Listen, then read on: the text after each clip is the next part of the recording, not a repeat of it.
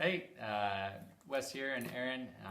We just wanted to have a little follow-up video after last week's sermon on evangelism and just how to have beautiful feet and discuss that a little bit. I think one of the main questions I have for you, Aaron, is what are some ways that you are kind of just doing that now practically with prioritizing and engaging in gospel conversations? So there's a couple places that we're trying to do it as a family, and so we really have a belief that just hospitality is a really important way to try to reach out to people around us. And so where we live, we have a nice sized backyard, and so we end up talking to neighbors and hanging out just with our neighbors, just kind of in our backyard, and they all know, that I'm a pastor, and they know that we're Christians, and so it's just kind of just in normal conversations with neighbors. We end up having some really sweet things. And then, as most of you know, like we do a lot of camping in the summer, and so we've camped at the same spot for the last good number of years, and so we have a lot of relationships there. And kind of the same thing, like we're just kind of over a campfire, just having conversations with people, and there seems to be a lot of openness. And it's been kind of sweet just to see how that's how it's really grown over the years, just some of the openness. And we've actually had like some church services right on the campground and get on Bibles and Bible reading plans the last time we did it. And a lot of it just through just intentional conversations, intentionally trying to get to know our neighbors, intentionally try to have our neighbors over, and then just having conversations. And it's not like every time we meet with people we're having a strong gospel conversation, but often we're talking about something about the things of God, and sometimes those things just lead to a bigger conversation that way.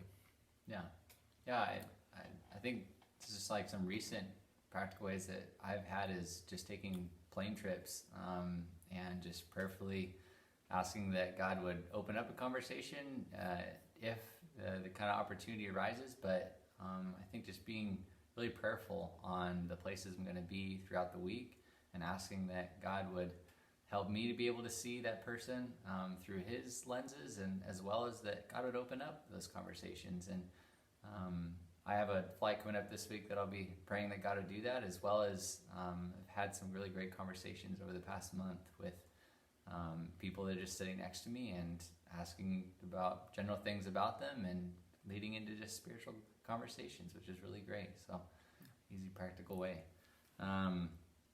I guess another question is just, I know you mentioned some books last Sunday that are really helpful. Like, what are there, I guess, resources?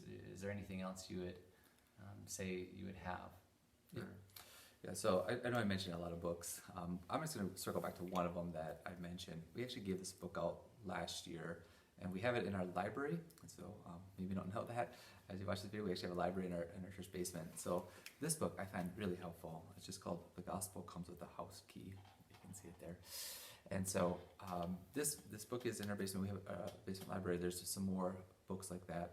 We can actually buy you some books if that's something that interests you. And then, as a church, we do have a budget for outreach. And what we said many times, the vision of Red Village is to equip you to go do the work of the ministry, including the work of evangelism. And so if there's some resources that you think that we can help you with, just feel free to contact me. Maybe like we have Bibles that are available. This coming Sunday we should have actually some New Testament or Gospel of John's that'll be available for you just to give out.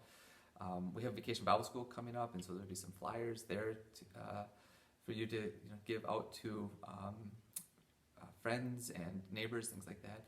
But if there's something else that you think that could be helpful to you as you're trying to do the work of evangelists, as you're trying to have beautiful feet in your neighborhood, let us know. If you don't know what might be out there, just also let us know. Maybe we can brainstorm with you. Maybe there's some things that we can help you to reach your neighborhood. Yeah, and some other just easy resource that I have is just a document that we went through this past year within the evangelism classes. So if you didn't make it through that, you can definitely email me at wes@redvillagechurch.com, and also just have some of these printed out documents at the church at the resource table.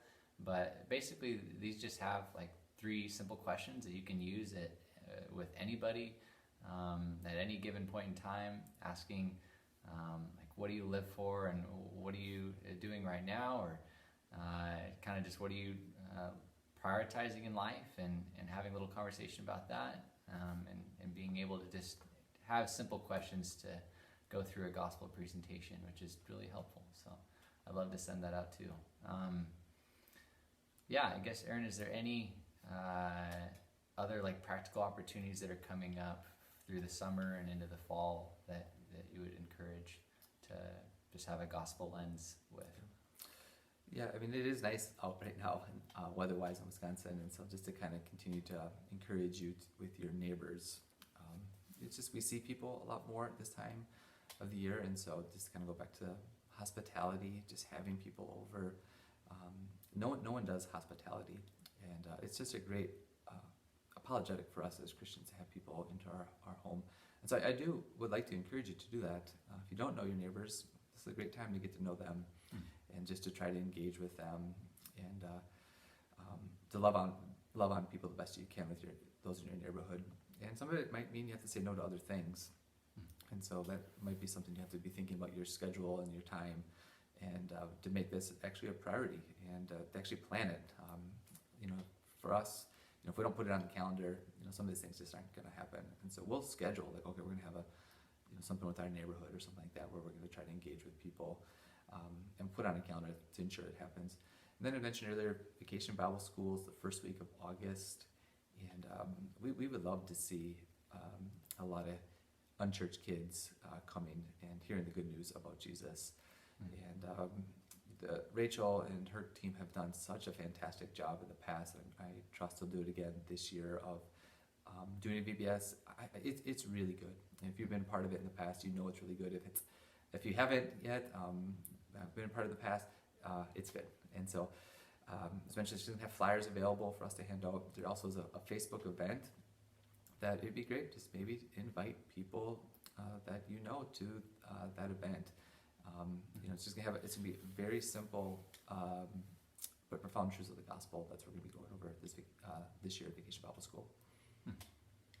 Yeah, I guess maybe just last encouragement thought I'd have is, like, God is actively preparing people's hearts to hear, and when we really listen in and lean in with prayer too, like the very people at work or at home or around your neighborhood, like those are the people that God is preparing to hear the gospel. So He's going before us and is faithful to prepare those conversations and opportunities if we're desiring to do that. So yeah, I guess the last thing is if you have any specific people within your workplace, neighborhood, or whatever that you would really ask for prayer for, like we would love to lift up those people just with our weekly meetings here and throughout just prayer on Sundays as well. So feel free to email me at wes@redvillagechurch.com or email Aaron, and we'd love to pray for that too.